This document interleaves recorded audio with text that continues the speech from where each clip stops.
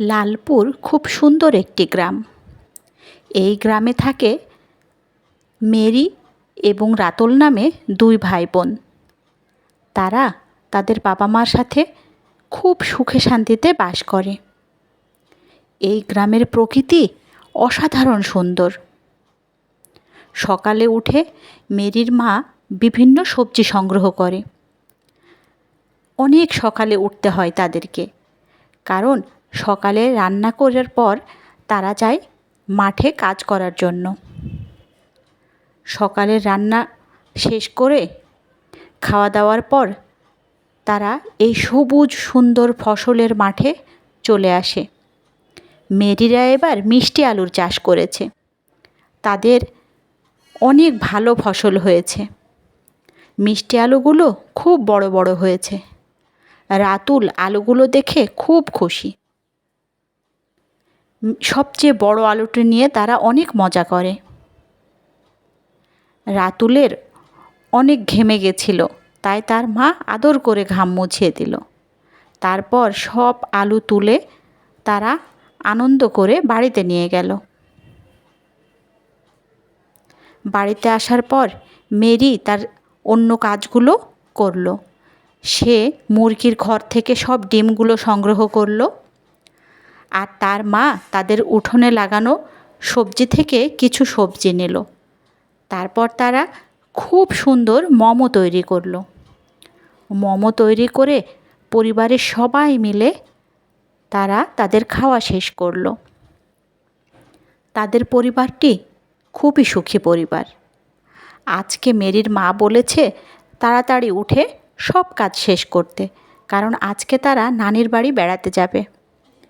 সেই মোতাবেক মেরি সকালে উঠে তার মাকে সব রান্নার কাজে সাহায্য করলো।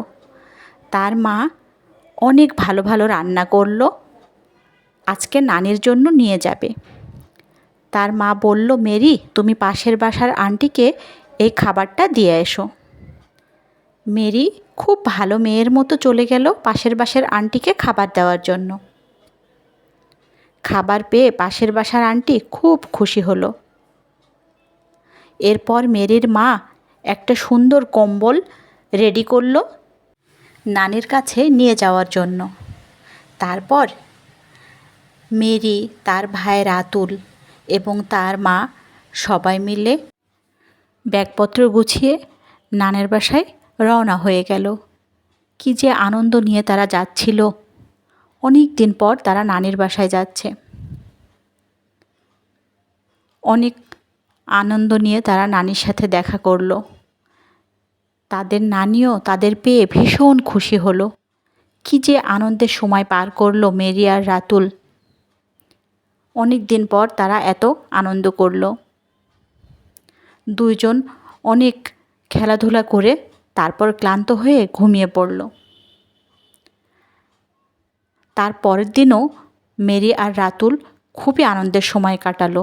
টিভি দেখলো, খেলা করলো, নানির সাথে বিভিন্ন জায়গায় ঘুরলো। তারপর তারা সুন্দর সময় কাটিয়ে নিজেদের বাড়িতে ফিরে এলো। দেখতে দেখতে মেরির বার্ষিক পরীক্ষা চলে এলো। এখন তো আর সময় নষ্ট করা যাচ্ছে না, তাই মেরির মা মেরিকে অনেক সুন্দর করে পড়ালেখাগুলো বুঝিয়ে দিল। মেরি অবশ্য খুবই টেনশনে, তবে তার মা খেয়াল রাখলো মেরির সব পড়ালেখার বিষয়ে। তারপর মেরিকে সান্ত্বনা দিল, তোমার পরীক্ষা অনেক ভালো হবে। তার পরের 2 দিন তো মেরির কোনো কাজই করার সময় নেই, সারাদিন খালি লেখাপড়া আর লেখাপড়া। আর তার খুব টেনশনও হচ্ছিল যে তার পরীক্ষা কেমন হবে। এই ভয়ে সে সারাদিন লেখাপড়া করলো। তারপর সে যেয়ে পরীক্ষা দিল। পরীক্ষা মেরির খুবই ভালো হলো।